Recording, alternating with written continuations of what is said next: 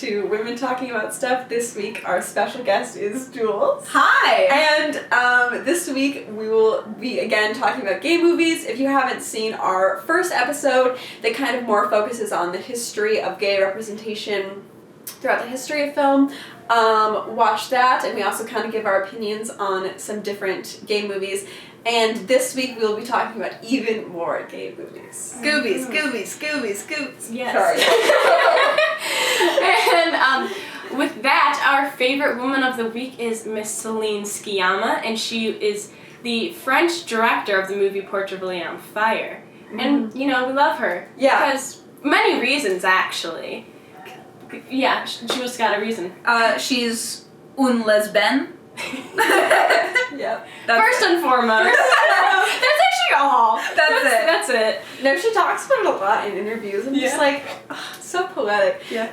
So gay. So gay. No, but it was so interesting because there was one interview that I read and she was saying that, she's like, I was a very gay child. And she's like, but I knew the rules and I didn't break them. But she said, I was very aware that it was a performance. And that hurt me later. And so when you're gay, you have to wait for your life to begin.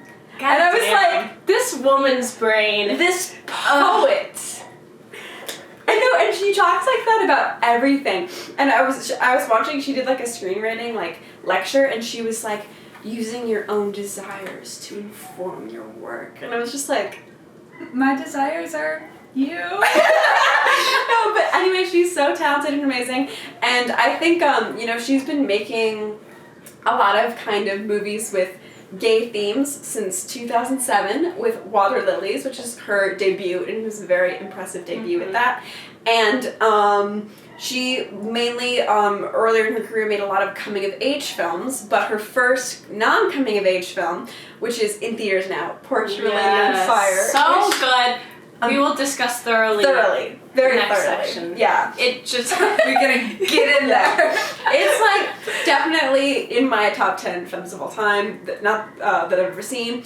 And so needless to say, Celine Sciamma is an icon and we love her. And go see Portrait on Fire in theaters now. It's in wide release. Yeah. Go see it. If you have already seen it, see it again. Take your parents because there's not an explicit sex scene. No, there's not.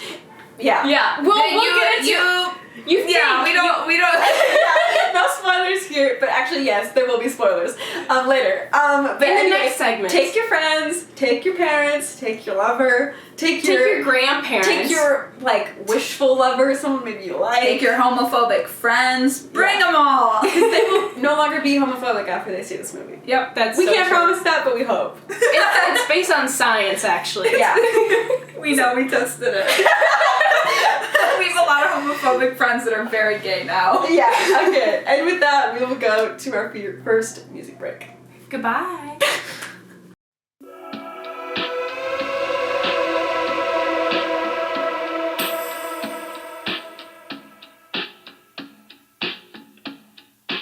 I saw you in a dream, you stayed the same. You were beckoning me, said that I'd change. Try to keep my eyes closed, I want you so bad. Then I awoke and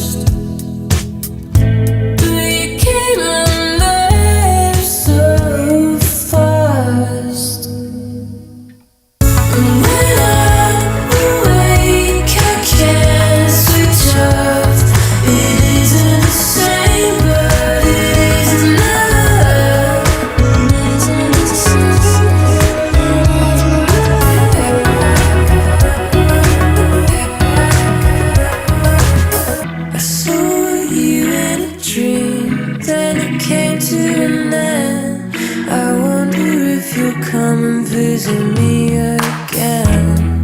You take your time to reappear. I'm starting to believe that when I call your name, you just don't hear me anymore. And I know that I shouldn't even try. It's a waste of time.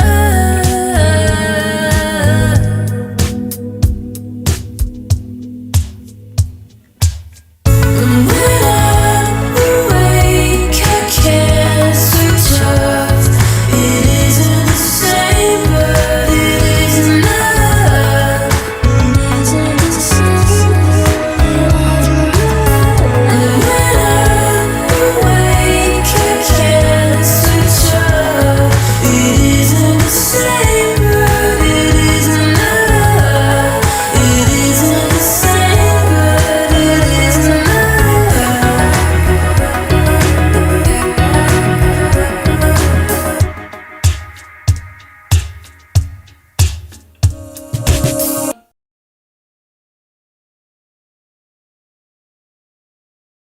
Hello, and welcome back to We've Been Talking About Stuff, where this week we are talking about gay movies. And I believe, if I'm not mistaken, it's all lesbian movies this week. Because in the last episode, we had some gay movies with men, but not today. Not today. It's all women today. And I actually... Because it's Women's Month. Yeah. International Women's Month. And also, this is a women podcast. So, yes. And I actually think that that's something interesting that we can talk about, because I think within the different lesbian movies, the role that men play in each of the movies is kind of something that's interesting to examine. So yeah, we can look into that. So the first movie that we are going to talk about, that we talked about in the intro, is Portrait of a Lady on Fire. Really good. Mm-hmm. It's really good stuff. And basically, to give like a quick plot description, is there is a painter named Marianne, and she... Brunette. Her name is Brunette. Marianne comes to this house, and she is told that she needs to paint a portrait of Eloise. I'm just gonna say Eloise. It's with an H, but I'm gonna assume You don't pronounce H's in French. Okay, there we go.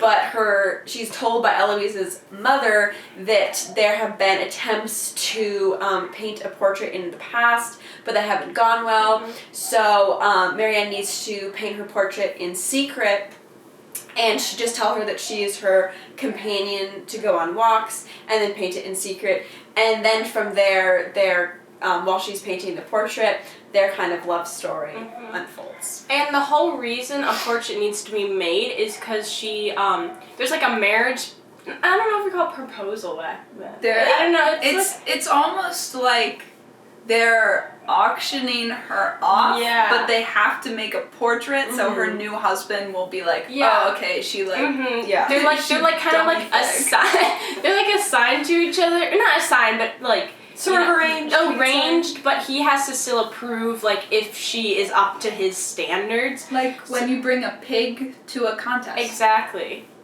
Yeah. You have to show it off. Mm-hmm. Sorry, Yeah, you were saying. so, no, it has to be a good-looking portrait, and that sort of, and also that's why there's, like, struggle with this portrait being made, because it sort of will ship Eloise off to marry this guy that she doesn't know anything about. Old Tinder bio. It's an old Tinder bio. Or, I mean, What? picture. The painting. And then he's gonna swipe on the painting. Yeah. For whatever reason, I was thinking Tumblr, and I'm like, what? What? Like, that makes no sense. So that's basically the plot. Yes. And I think just kind of getting right into some of the great things about it, and maybe specifically focusing on the feminism aspect, because that's kind of the topic of our podcast, is that the filmmaker who we talked about, Celine Sciamma, she made a really concerted effort to kind of have a feeling of equality in the film, especially because I think whether it is in heterosexual relationships or in relationships in general, there's usually kind of an attempt to say, oh, this person is more dominant, or I think especially in the film too, because she's painting her, there can be kind of the artist and the muse relationship that can kind of turn the woman whose portrait is being painted into an object. But the big focus of this film was to make sure that they are equal. And it was really interesting actually, because she talked about, especially in casting, she wanted to make them kind of appear as equals, and I thought that was a really interesting kind of thing that was focused on.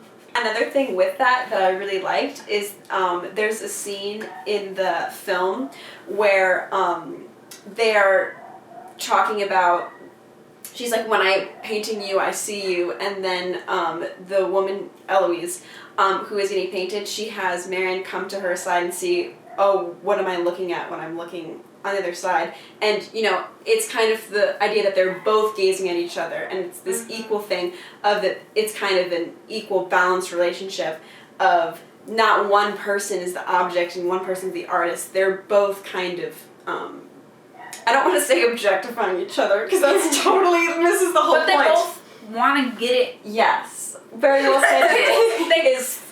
It's not ever like a predatory prey object, artist, muse. It is an equal relationship of they both love each other. Yeah. And I think that's like really unique and kind of a really great perspective. And also going off that, it's not like one of them was like really like making moves, you know, and the other one's like, like I guess I'll like do this, you know? It was very much they like came like together, and there's a scene when they first kiss, and they go on walks together a lot down by the ocean or whatever.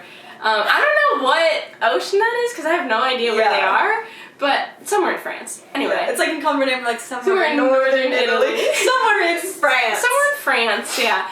And there's water, so a coast somewhere. Point is that they're walking down and they go by the rocks, but they have to like cover themselves because it's windy. And this is when they first kiss, so they both have to take off the coverings themselves, and that's something you mentioned before when you like talked about this movie, is that they both have to like sort of initiate it. Initiate it and come to the conclusion that they're both into each other and that they're gonna act on it. Yeah. So it was not like, oh, I'm gonna force myself on you and then you're gonna realize that you're into me. It was sort of like we both know what's going on. You know? I think that scene really stuck out as just totally without any dialogue. We have this visual cue that, okay, they both want this. And it was, again, kind of, I read a great interview with the director, and she was asked about that scene, and her one response was, consent is very sexy. And I love that. I just love that so much. And again, I think that, you know, she was saying too that, you know, when there's a movie of people falling in love, you're always waiting for, you know, where they kiss for the first time.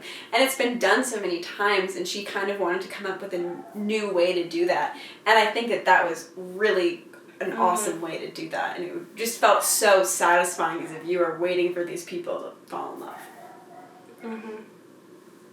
Also, on that sort of note, kind of, I don't know. We mentioned this a little bit earlier, but they didn't really have a sex scene. It was like, kind of just like we're out here with our boobs out. It's like a lot of like post-sex scenes. Yes. You know what I mean? It's a lot of like right before and then right after. Yeah. And I think that's like an interesting choice to make. And I kind of, I'm like, they wouldn't really do this in like straight relationships, but not to hate on Miss Celine Sciamma. Well, I feel like there are a lot of, I feel like it's weird because half the straight movies are like, oh, they go in at it. You get that slow music, you got like a shot of a thigh. That's so really bad. Like a hand over body part you don't really know. You're like what is that? A low light butt. Oh, yeah. But like, oh, that's a cheek. But then half the time a straight sex scene is like, and then it's like cut, and I'm like, So it's like, on one hand it's like, wish you could've. Yeah, but then we don't want to fall into sort of, I think a lot of like, lesbian movies are like, I totally slurred that word, lesbian movies. Lesbian movies. And in a lot of lesbian movies, It's like fetishized. Yeah, and it's like, oh, this is a good movie, but also this sex scene, and so I think Disobedience. Everyone's favorite blues the warmest Oh color. yeah. Again, I could. Just to be clear, we do not like that was movie. a joke. If you watched our first episode, Yeah, you would know. We like the scenes they have available on one Pornhub. Pornhub.com. Watch. I I think you make watch 30 minutes of that movie online. Right. I think it's on Netflix too. Anyway, So you can. I think Isabel. I think you make a really good point that it is kind of a fine line of, I think people who complain that there's not a sex scene, like, they're not saying they want straight up porn necessarily. Yeah. And I think if it becomes that, it becomes a thing of it's fetishizing lesbians, which a movie like Blue is the Warmest Color does, or even Disobedience, which I don't think necessarily fetishizes lesbians. All people talk about is the sex scene. Yeah. They're not, they're not as much saying, oh, this beautiful love story. They're saying, oh, that sex scene now. And I think that is not necessarily something that you always want your film to be the reputation of. And I think too, I was reading, and again, I keep saying this, but I read a lot of interviews with Celine Sciamma, and she was asked about that a lot, and that is basically what she said, of the film does not have a lot of dialogue. It kind of leaves a lot up to the imagination and is more about kind of the subtle signs of their love. Like, guys, the knowing glances across the room, like, that's wow. And I think that you do really feel that, and I think it is really impressive to really fully show the depth of their relationship without necessarily having a full-blown sex scene. But again, they kiss a lot, and there's still nudity. There's their boobs are out. Marianne's vagine is there. Yeah, there's a little circle mirror covering it. Yeah. No, that's Eloise's. Oh, right. Remember, there's a part where she wakes up and she's like, ooh, I'm on my period. And then you're like, that's something bears. Yeah. And you're like, that's a vagine. Yeah. And you're like, oh, okay. So there is that. So there's not a lack of nudity, but I think it's interesting. Sorry, yeah. No, you can say. No, you can say. I was just gonna say that it's like a post-sex, we're cuddling. That's kind of like a Call Me by Your Name too. It was like we're gonna check back in. Yeah. Yeah. We'll leave. But I think we talk. No, go ahead. Look out the window. Okay, we're back and had sex. I was like, what are you doing? But don't forget what you were gonna say. But kind of again, circling back to what we talked about a little bit in the first episode of this, is that with Call Me by Your Name, and kind of we see the before and after. Mm-hmm. And I would say, with this movie, I think it was more of a concerted choice as opposed to, censoring from the production company. Yeah. Which I think Call Me by Your Name kind of felt like that. Mm-hmm. Is it a double standard that, that gay sex is still seen as kind of, gross? Is that part of it? Does that factor in? I think that is something that is prevalent with gay movies, but I think it's from gay movie to gay movie. Again, like I said, for Call Me by Your Name, I don't know if that was a choice, but it felt like there could have been a sex scene here, and I would be fine. Mm-hmm. But with Portrait of a Lady on Fire, I think that doesn't necessarily fit with its tone. Yeah, to have a full-blown, a hardcore situation. Yeah, Call Me by Your Name, I feel like it's more of we're kind of having this young, fun relationship. Yeah. So I feel like sex would have been oh, okay, that's what's gonna happen. Mm-hmm. But I feel like Portrait of a Lady on Fire is all about that intimacy you only have with a few people in your life. Of someone you truly love. Yeah, and I feel like true intimacy isn't oh, we're gonna bang it out right now. That's it's a really good point. Being stripped to your soul in front of a person, and that's kind of what they. I totally agree, and I think that also. Yeah, beautiful. that was so well said. said. I was just thinking about the movie and makes me want to cry. Yeah, I definitely. I think that there's a couple of moments. You don't know that's the song. Anyway, but I think that you're completely right, and I think a lot of that is kind of shown through a lot of the dialogue that I feel was so well written that it just hit so hard. A moment in particular was when they say, do all lovers feel like they're inventing something? Mm. And I think, again, that really goes off of your point of, like, it is this, like, intimacy that is really with someone you, like, really, really love, and, you know, they have, like, their own, like, language and the way that they interact with each other, the way that they look at each other, and that's, you know, specific and special to only them. And I think that while, you know, I think in a movie like Call Me By Your Name, of course I think that their love is real, but it is kind of more of like, oh, we know this is going to end. This is very kind of playful. Yeah. Which it is a different thing, because I think with Portrayed and Fire, they know it's going to end too, but it felt very, like, aching love. Yeah. Yeah. It was like an ache instead of like a stabbing pain. Mm-hmm. Yeah. Both painful. Both painful. Both made me cry. Yeah, both made me cry. Both, like, hurt. But you know, what part got y'all? What part did you cry at? The part that really got me in Portrait of a Lady on Fire was there's a scene when they're lying in bed together looking at each other, and you guys already know this, but they're talking about how, you know, this is going to end, how sad they are, and one of them says to the other, don't regret, remember.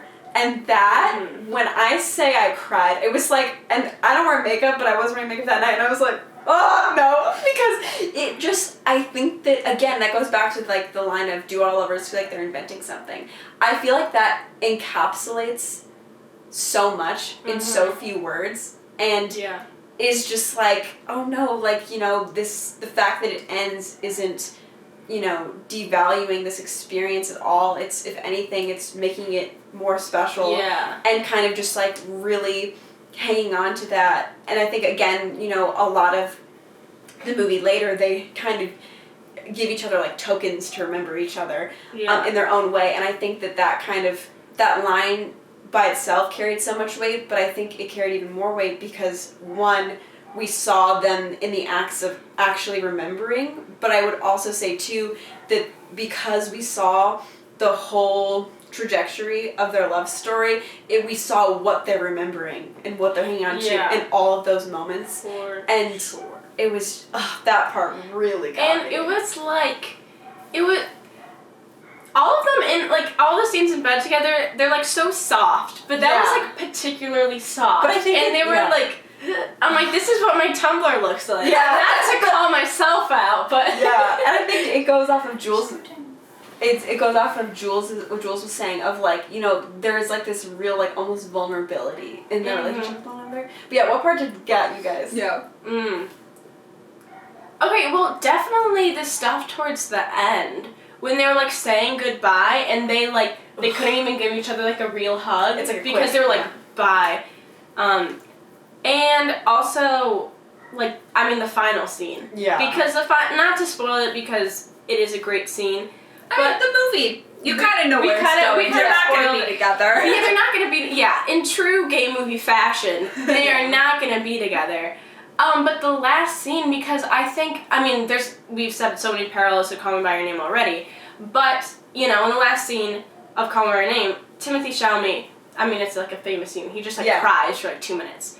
And in this movie, Eloise cries, but what I think is, like, what really got me was that she was crying, but she was, like, going back through their relationship, so you could tell based on her facial expressions, it's like, yeah, you're crying, but you're also smiling, and so I know what part you're remembering, and I know what, like, emotion you're feeling, and so she's looking back at it. She is not regretting, but she is remembering. And it was such, like, just, like, pained cry. Yeah. She was breathing really heavily, and it was like... And you knew that she was feeling all those things again, and that what they felt together was, like, a lasting emotion, you know what I mean? Yeah. And so I thought that was, like, I don't know. Obviously that one was, like, a powerful moment. Yeah. And then I was like, I love you. I just want to give my girl a hug. Yeah. No, go ahead, Jules. The moment that got me was, there's a part where she's like, what? You get my portrait, what do I get of you? And so the artist lady is like, lol, like, give me your book, I'm gonna draw my naked body in it. Yeah. And then towards the end, she goes and sees a picture of the Eloise. Eloise, and she's posing with her daughter, but she also has her book in her hand and it's open to the page where her nude portrait is drawn. Page 28. And it's like, I don't know what about that got me, but the fact it's like the conscious effort you have to make to include something, like a message, you're sending a message out into the world that you don't know if it will ever be heard. You're sending out an I love you, and you have no idea if this person will ever hear it, but you have to do it because you care about them. And even if they hear it, there's no way for them. There's no way to get it back.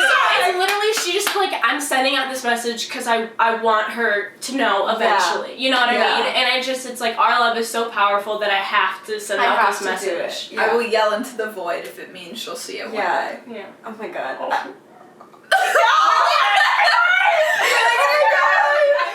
It's really good. Again, I think that I saw someone said this and it was like, do you ever watch a movie and you feel like you can't watch other movies because you need to just sit with the experience of the film you just watched? And I feel like that with Portrayed on Fire.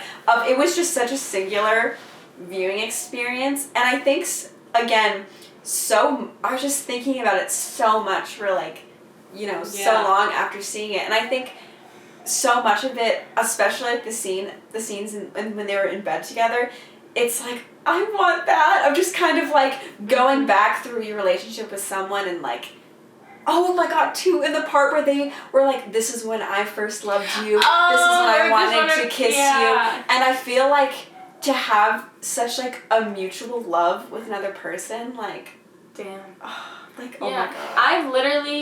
We saw this movie together. I didn't see another movie for a whole week, and then I took my parents back to the theater to see it. And that's when I was super glad there was not an explicit sex scene. And there's one part which is kind of shocking, because at first you're like, what is that? Where the girl fingers the other girl's armpit, and you're kind of like, that's not what a vagina looks like. Is that coochie? And it's so small. You're like, and it's so smooth? Like, what? Anyway, point is, I wanted to be like, that's not a vagina, because I was a little uncomfy with my parentals. But then, like, you realize that is, in fact, her armpit. Another thing that I want to say about it, too, that I thought was a really interesting choice, is that the film opens after all of the events of the film and with Marianne teaching a painting class. And so we know from the beginning they don't end up together. Mm-hmm. And I think that what I love about that choice is that even though you, just based on the topic of the film, you don't think they're going to end up together, you're told explicitly, basically, they're not going to end up together. But I think that you still kind of hope they do anyway. Yeah, and you get so lost in their love story that you can kind of have this, like, ignorant hope that maybe they will. And then it makes the ending so much more painful. That's the thing I keep going back to. It's so predictable. It is one of the most predictable movies. Like, when you say the plot, two women love each other in France, and like, girl, it's a period piece. In the 17th century, like, girl, I can tell you how that ends. Yeah. But, like, there was no part of me during it where I was like, I'm bored and like I know it's gonna happen. Just because it's not about the ending. Like you said, it's not about regretting, it's about remembering. And it was the story of their remembrance. So beautiful. Yeah. I literally just... But also, both of the, my favorite thing, I'm watching a lot of interviews with the actresses. In their English interviews, they will, like, be, like, talking in English, and then they'll turn to one another, talk in French, and then keep going, and it's, like, so quirky and fun. Okay, anyway, first of all, watch the movie, but just watch the interviews, too. They're really Don't great. watch the movie also. Really enjoy the drama that, the director, Celine Sciamma, and... one of the stars, I don't know how to say her name. Adele. But Hanel? Hanel. Okay, put that away, Jules. It was on the table, I'll just hold it. Okay. Love his child. Anyway, I really love the drama of the fact that the director and one of the stars, the actress who plays Eloise, used to date, because I think that obviously, Celine did write it, and so much of it is kind of reflections on, love or relationships, and so then you're directing your ex-girlfriend falling in love with another person, and I think like that's really interesting. And I think in like the whole press of it, it's kind of interesting. Yeah, so, and like especially because she like knew that Adele was gonna play Eloise. Yeah. And that was like the character that was like in place. She was like, oh, like, and I think she could have been like, oh, you know, I wrote this, and I think you might work. Like she could play it off as that, but I think like we all know that she's like, I wrote this character based off you, and you're gonna play it. And I think from Adele's perspective, you would read into it so much of like, I'm sure it's like, oh, I know this is about, I know this is about like that moment, you know? And so that's like fascinating to me. Mm-hmm. I really like that. Great, love this. Anyway, so yeah. So Portrayed on Fire. One more thing that I really liked when I was reading about this film is that the scene where Marianne has to say goodbye to Eloise, and it's like really dramatic. She like runs across the room, like hugs her, but then it has to be like, quick because no gay thoughts, you know. No gay thoughts 2020. Anyway, she's like really pale in that scene, and it's like really emotional. And fun fact, it was like really the actresses' last scene together, so they were saying goodbye for real, and and they scheduled that on purpose, and both of them have said that like, you know, that was real, like how sad they were to like say, you know, goodbye to this experience in each other. That is sad. I am soft. Yeah. Yep. All right. So with that, we will end our segment on Portrayed on Fire, and we're gonna go to music break, and when we come back, we will be talking about Disobedience and The Handmaiden.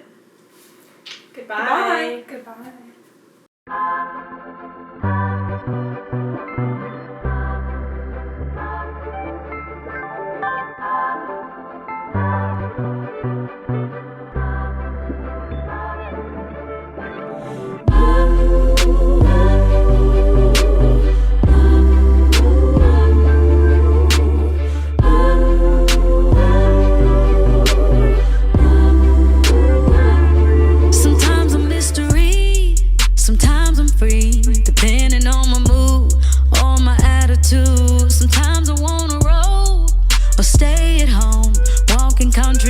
Get some factual and fiction. A little crazy, little sexy, little cool. Little rough around the edges, but I keep it smooth.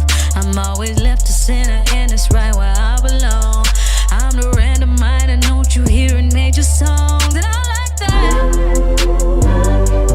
I don't really give a fuck if I was just the only one who likes that. I never like to follow around, change the song. Oh me, oh me, oh me, oh my. Oh me, oh me, oh me, oh my. Oh me, oh me, oh me, oh my. I like that. I don't care what I look like, but I feel good. Better than amazing and better than I could. Told the whole world I'm the venom and the antidote. Take a different type of girl to keep the whole world afloat. Cause I'm crazy and I'm sexy and I'm cool. Little rough around the edges, but I keep it smooth. I'm always left to center, and that's right where I belong. I'm the random mind, and don't you hear in major songs? And I like that. I don't really give a fuck if I was just the only one who likes that. I never like to follow around to change the song. Oh me, oh me, oh me, oh my. Oh me, oh me, oh me, oh my. Oh me, oh me, oh me, oh my. I like that. I remember when you called me weird. We was in math class, third row. I was sitting by you, right before Mr. Ammons' class. Cause my mama couldn't afford new J's Polo, thrift store, thrift clothes. That was all I knew. Do you remember? I remember when you laughed when I cut my perm off and you rated me a 6. I was like, damn. But even back then with the tears in my eyes, I always knew I was the shit. I like that. I don't really give a fuck if I was just the only one who likes that. I never like to follow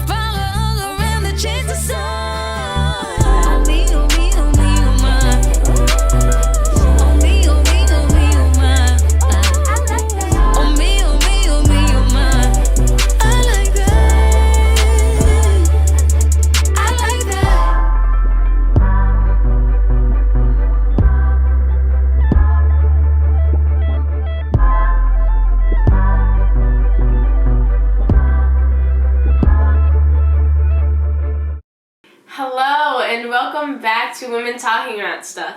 This week we have been talking about goovies and, yep. Period. Favorite goovies. Women, lesbians, the love they share. And we talked a lot about Celine Sciamma and Portrait of Fire, and now we will talk about two other very good goovies called The Handmaiden and Disobedience. Yes. And I don't remember who directed The Handmaiden. I'm gonna butcher his name. Park Chan-wook. I really hope I said that right. And if she didn't, comment down below, tell her she's trash. Yes. But one thing quickly before we get into the depths of that film, I think it is interesting, of all of the movies we've talked about, what the perspective of the filmmaker is and of the material. So, obviously, like we talked about, Portrait of a Lady on Fire was directed by Celine Sciamma, who is a gay woman. Les. Yep. And now Disobedience and The Handmaiden were both directed by men. However, the source material were books written by women. So I think it's just interesting to keep in mind, just kind of the concept of the female gaze, which we have an episode on that you guys should check out if you haven't already. But I think it is interesting, and we can talk about this, to compare how that different perspective of the filmmaker impacts the way certain scenes are shot, and also I think too the way men are portrayed in the film as well. So it's really hard to describe the plot of The Handmaiden without spoiling everything, but you can give it a go. Yeah. Okay. We might have to spoil everything, so just go ahead. Well, do your best. First act I would say there are 3 acts. Yes. Mm-hmm. First one, this one has no spoilers. There is a woman/girl, I don't know how old she is, who is not roped in, but included in a scheme to steal the inheritance of a young woman who is supposed to be marrying her creepy uncle, and the woman is roped in by a guy who she knows through like a thieving business, and he's like, I'm gonna marry this lady and then I'm gonna put her in an insane asylum and you're gonna help me do it and you're gonna be her handmaiden. She's like, lol, cool, okay. And then she's like, no, she's pretty.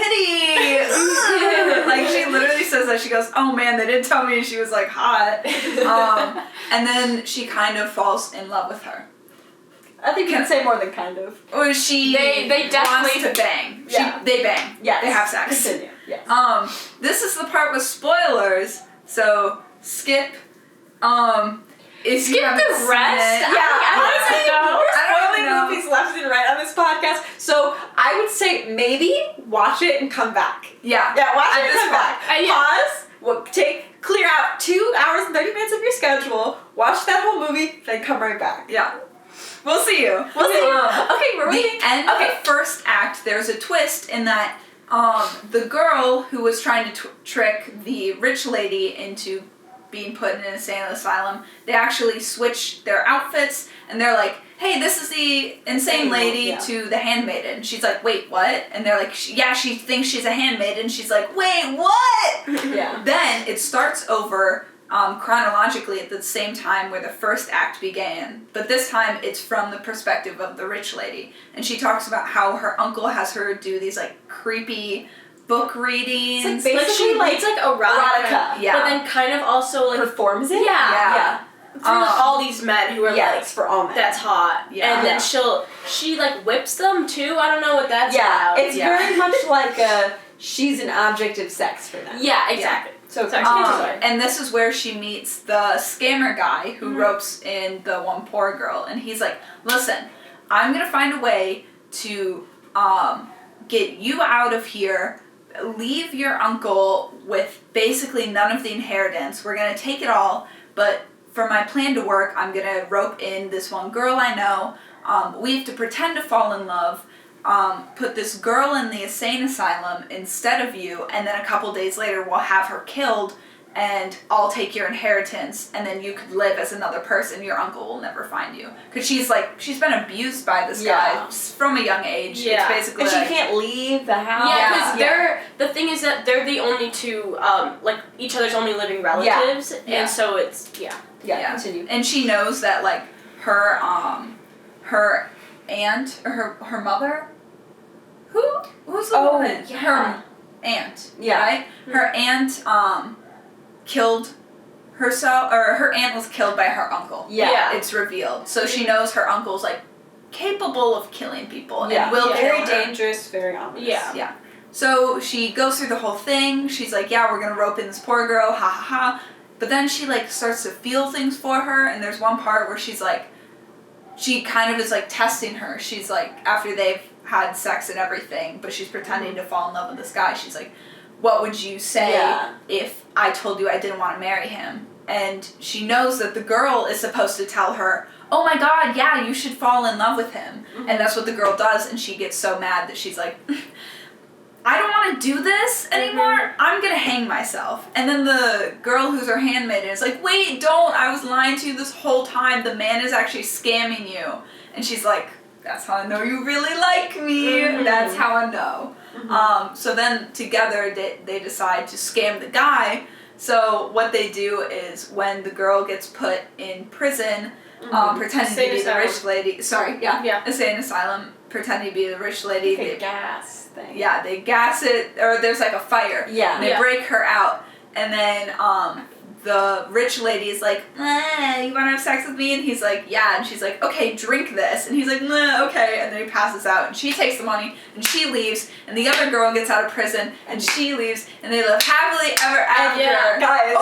Wait, sorry. No, go ahead. No, the part where they have to get out of the country, but the poor girl doesn't have a passport. She dresses as a man. She's like a man. She's there like. And so before we get any further, it must be said, guys, a gay movie ending happy. Yeah, and they ending together. Like, so happy too, and not even like they end up together, but then they end up like fucking up everyone else's shit who like treated them wrong. Yeah. You know, like they oh my god, amazing scene is when they when like the handmaiden realizes that like the uncle makes the rich woman like read all this erotica. So she goes into this big library full of just erotica and starts ripping out all the pages and throwing things into the water and being like, fuck that guy for making you like read all this nasty stuff and perform this stuff for other guys. Like, that's disgusting.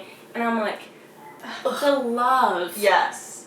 She's just trying to protect her gal. I think it's so great because and we watched this movie all together, is that halfway through there's so many twists. They're like, wait a minute, is this a fake gay movie? Is it really that they never loved each other? And and you get so mad, and then you're like, the filmmaker's like, oh no. Yeah. Wait just wait just a minute. And then you're like, they love each other, they end up together. Like you said, they literally screwed everyone else over. We love some powerful lesbians. Mm-hmm. And there's sex scene. Like, so weird. This is where you're like, directed by a man. Okay, there's so many things about this sex scene. Because one, it's like well known. And so when we first saw it, like the woman is like, something about like, oh, I've never had sex, like what would the Count do? Yeah. And then the handmaiden's like, this is what the Count would do. And then they kind of have sex from there. There's two things. One, there's a weird POV from the girl's vagina. Yeah. It's a vagina. It's like they put the camera here, and the other girl's coming the camera, and she goes, and she goes beautiful. Yeah, so beautiful. And she slowly puts her tongue out and like leans in, and I'm like, but I love too that we were like, oh, these are pretty tame. Like, what is it talking about? And then we're like, oh, the thing is that part of this movie is not showing you the whole picture. It's like coming back at it. So I was like, this movie is known for its sex scene, and this is it. And then they come back to it, and I was like, they come back with a vengeance. Yeah, they come back, and I was like, oh. Yeah, the first time you're like, yeah, and I was like, I guess this was kind of like, I was like, this is kind of intense, but like nothing. I don't know. I feel like that would build that kind of reputation. Yeah, and then it's like, and then you're like, yeah. And then the last scene when they use they put bells in each other's vaginas. Yep. Yeah. Just end the movie. This is happening. Interesting. Yeah. But yeah, I think it is really impressive because I think a lot of times in movies when there are a lot of like twists and turns in a plot, it can just kind of feel like it's for shock value and there's not a lot of depth of the characters. But I think what was so impressive is that number one, I don't know about you guys, did not see any of the twists coming. No, even not at remotely. all. Not at all. I was completely shocked at every twist. And I think I would say that there's about like 3 rounds of twists. Yeah. And you would think by like the second or third that it's like you would start to expect it. No. Not at all. My mind was utterly blown. So again, number one, it's impressive to have twists that you do not see coming off. But second thing, again, is that there's a lot of depth and a lot of interesting things about these characters. And I also think one thing that I found really impressive is that the characters are not who they say they are to each other. And yet, even though they switch so much, there was still kind of a consistent, this is a real person who has real emotions. And that was a through line, even though they kept kind of switching who it seemed they were actually loyal to. Yeah. And I thought that was really impressive. Yeah. Another thing, like you were saying about how, nope, these are my own thoughts. This is nothing related to, I just realized my root is not you. Okay. I just wanted to say another thing is, it's definitely the type of thing where you don't see anything coming, but when you're like, that's the twist, makes complete sense. So much sense. The whole time I was like, how is this girl who's supposed to be scamming this rich lady? She's like, oh yeah, these are emeralds like from 1972. How is not caught on? Yeah, I was like, how is she not caught on? She like can't read or write. Yeah. How does she know? And then it's like, oh my god, makes so much sense. And I think you don't even need to explain that. And I think the part that I loved too is that I think with the rich woman character, there is kind of this, the way she's portrayed on the surface, it seems like, oh, she's very rich, she's very fancy, she has this, but I think that a lot of the scenes show her being so vulnerable, and that was just so, like, I don't know, for lack of a better word, like, tender. Of, like, there was, like, the moments where she was, like, asking, like, to the other girl, like, what is sex like? And, like, what would it be this? And I'm so scared to do this. And I think just, like, really, more than anything, craving, like, genuine connection with someone else. And then getting that with the Handmaiden, I think that was just such a satisfying and well thought out character journey. And I really liked it. Yeah. It's a very unique movie. It's awesome. Yeah. I feel like I almost think I'm not smart enough to talk about it. Oh yeah. Because it is just so crazy incredible. Yeah. Yeah. So with that, let's talk about Disobedience. Disobedience. So, Isabel, how we each get one, and Disobedience, how about you give the summary? I could summarize it. No, you Okay. can't. So there are 2 Jewish women, they're both lesbians. Basically, so you have the Rachels. Yeah. There is Ronit, who is from, I don't know. No. Well, she's from London. Oh, yeah. But she went to New York. Yeah, she went to New York to start, like, her photography career, and she left this, like, I don't know, Jewish community. I don't know the vocabulary. She left this, like, Jewish community where basically, it's, like, a very sort of, like, strict religious community, and you marry someone in the community, and, you have, like, kids, and you raise them within the community. So she left because she was, like, I'm not about that. I'm going to New York to pursue my photography career because that's what I want to do. So, one day, she's just working. She gets a phone call from a rabbi, I think it is, and he's like, your dad died. And her dad was, like, a huge figurehead in the community. He was, like, the lead rabbi. Yeah. I don't know what that's called. I feel really bad. The lead Jewish man. But he was the lead. He was the figurehead of the community. Yeah, well said. So Yeah, he meant a lot to everyone. And so she comes back and everyone's acting kind of weird to her because no one really leaves this community because it's sort of something, I don't know. Was her dad mad about it? Well, her dad was dead. Yeah, but she left before. before. Yeah. I think he was, because that's kind of is talked about. A lot of people are being like, your dad didn't like that or whatever. So anyway, she comes back for his funeral and what is the 7-day thing? They observe the death for 7 days. I feel so bad for all of my Jewish folks watching. I don't know. They do Jewish tradition. And the Jewish tradition, they come back for the long mourning thing. And that is when she reconnects with Rachel McAdams' character, Esty. Whose name is Esty.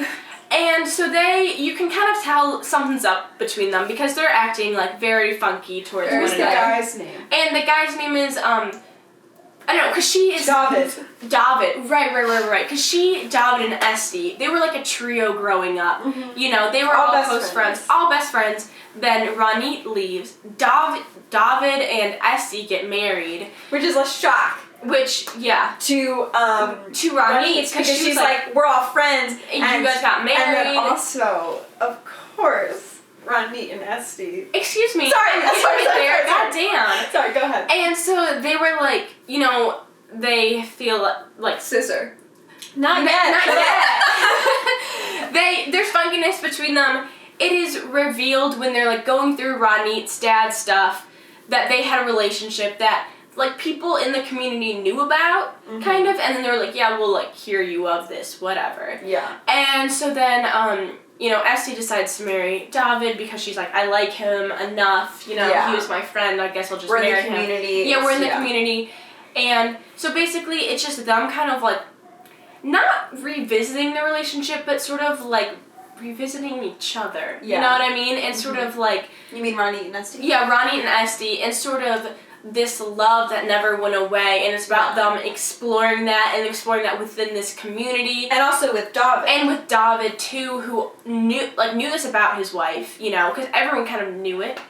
What? Do they have a threesome? No, they don't. But dealing with this because he knows about it. Yeah, he knows about it. Again, a lot of people know about it. It was just something she will deal with it through and I think it is a big thing too that marriage. Yeah, that David essentially is going to replace Ronit's father because Ronit's father was a role model or whatever for David. And I think that kind of adds a level of conflict because here is David kind of, again, now becoming this huge figurehead for the community, and with that kind of his wife and his friend are kind of going against that. Yeah. So that kind of adds another level of conflict, you could say. Yeah, and there's, I think, a really interesting thing with Rachel McAdams' character, because she, I think it's,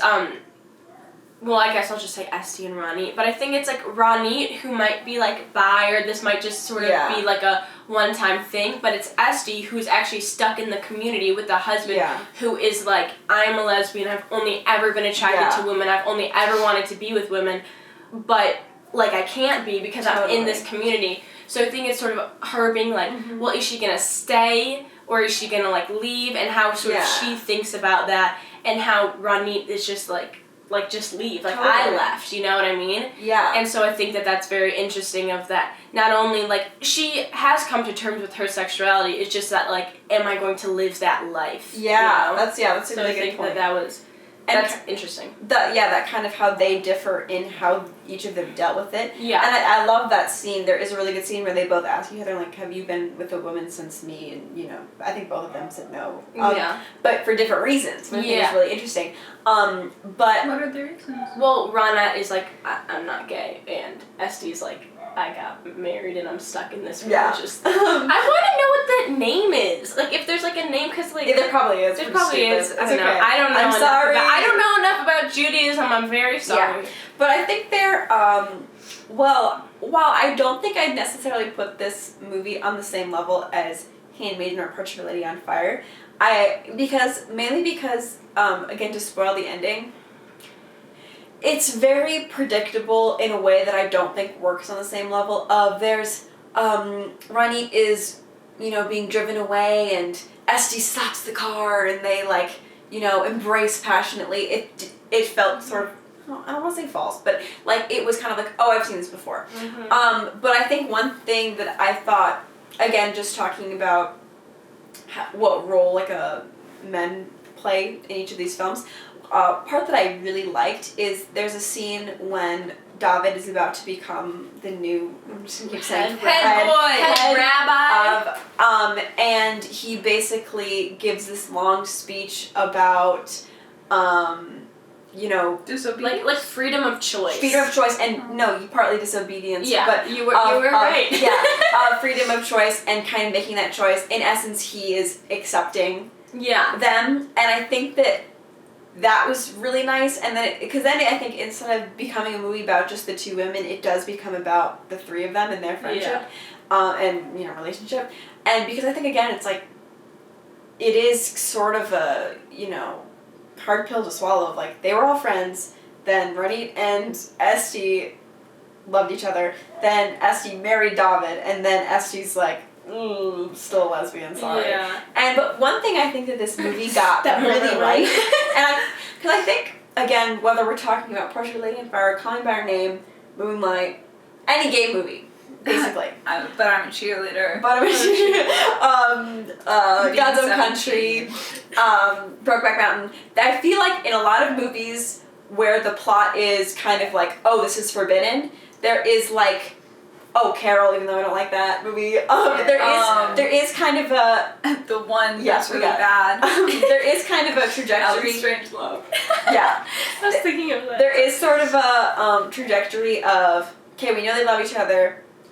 How are they going to get together? How is this going to work? And I think what this movie got so right is the aching, painful, desperate need for them to be together. Yeah. And I totally bought that, because there's a lot of scenes where, again, I am a sucker for a knowing glance.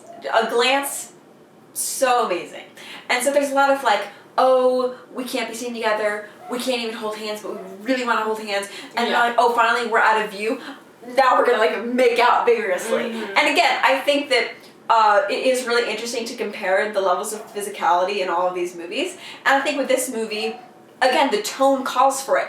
Their desperation calls for it to be like really physical, and they like crave that physicality. So then when you finally get that, and there's a sex scene that is insane, you're not like, oh, this is just like fetishizing lesbians. You're like, no, they earned this. You're like, they've earned getting here, because I totally see and believe their need to be together. And so then it's so rewarding as a viewer. And so I think, to me, that's the strength of the film.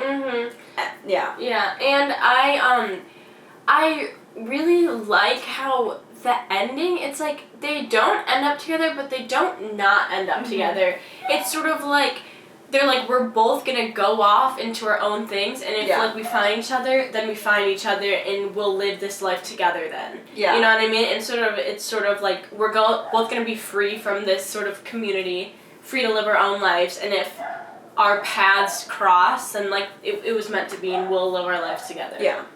Yeah. Cute. And I think that both of their performances were really good. They were very good. And again, I just love a good. I know. And it felt like, I don't know how to say it. It felt like when the sex scene felt like a relief for them. You know what I mean? That's well said. Like, it was built up, all of this stuff, and like, obviously, like, I think it was Esty and David had like sex like one time a week. Yeah. And like how great, like, it was probably like the most boring sex there is. You had that really good comparison. Yeah, and so it was like again what you're talking about, it was like this like need for them to be together, and so it was like a relief when they were in the hotel room alone, when they could sort of have this space and have this moment that they have been like longing for since they were teenagers. Totally. And I think too, another scene that I really like is there's because again of who Ronit's father was, she's going through his home and she can like take some things, but he like didn't leave the house to her, which was like a whole other thing. But anyway, so her and Esty are kind of going through the house, and this is like the first time they're like kind of alone, and I think they like make out. They do. But then they pull away, and I think that that was really interesting because there was such a thing from both of them of like, I really love you, but I do not want to at all, and just kind of like the resisting that, I thought was also really interesting of like, again, you can totally feel the love that they have for each other, and again, like we talked about with other movies, you can really feel how mutual it is. Yeah. And then, but I thought what was really interesting is there was kind of, the amount that they were resisting was kind of uneven. Even though the amount that they loved each other was equal, the kind of resistance was kind of, I thought, really interesting. And then I think, again, because we saw that, and because we saw how much they were, like, resisting it, when they finally, like, you know, gave into it, there's a scene in the hotel room, it was like, what a win. We love. And then it's crazy, but, you know, they earned it. Yeah. Yeah. Any thoughts? We did show you the sex scene, right? Yeah. Or, well, you showed me the part where they spit, the one girl spits into the other's mouth. Yeah. That There's that. Also, was it not hot? It wasn't. It was hot. Rachel Weisz. Oh, she was in The Favorite From Friends. too. Rachel Weisz was in The Favorite too. She really said 20 gay teen. Between The Favorite and Disobedience in 1 year. In 1 year. Okay. No, yeah, she did. Terrible. What gay people are doing to society. She's not. She's straight. Well, she's playing a gay person, and they're ruining society. Ruining you heard it here first, folks. We hate gay people. Yeah. Oh boy. I think that's all we gotta say for this one. Yep. Now that you've watched 2 episodes, hopefully, on gay representation and have figured out that we do in fact hate gay people. Well, and they also watched all of Handmaiden. And they watched all of Handmaiden, right. Yeah, now you know that we hate gay people, so. Right. Haha, got you. Yeah. Yeah. So till next week, folks. Yeah. Go see Portrait of a Lady on Fire. Yeah. Is Emma a female director? Maybe. I think it does. Yeah, I think it does too. Go see Emma. Yeah. It's in theaters now. I'm excited. Yeah. Me too. Yeah, go see movies directed by women. I think there might be others, but there probably is others. We'll have them for next week. Yeah. Bye. Goodbye.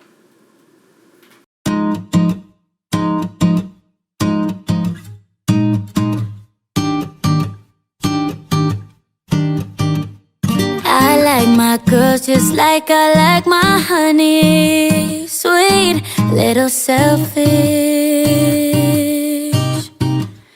I like my women like I like my money. Green, little jealous. 'Cause I'm a beautiful wreck, a colorful mess, but I'm funny. Oh, I'm a heartbreak vet with a stone cold neck, yeah, I'm charming. All the pretty girls in the world, but I'm in this space with you. Call it out the lines they can't define. My fire was fade with you. Heart it will stay with you. Fly great escapes with you.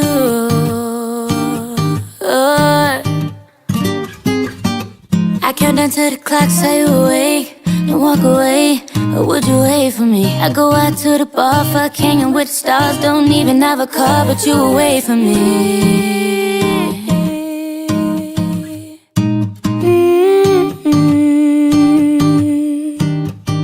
All the pretty girls in the world, but I'm in this space with you.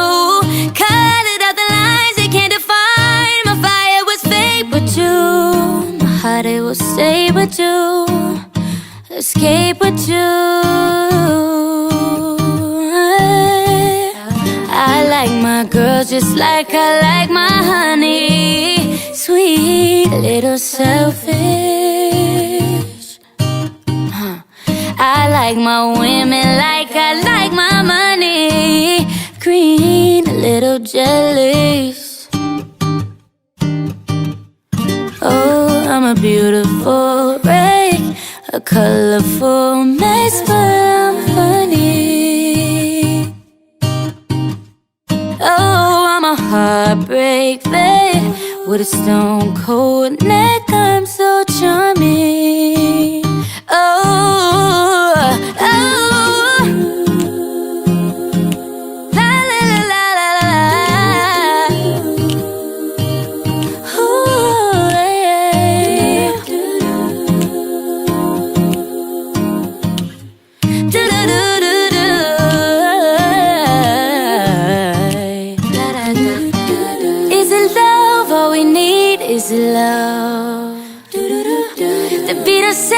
prophecy is love. Do re mi fa sol la ti is love. Do do do do.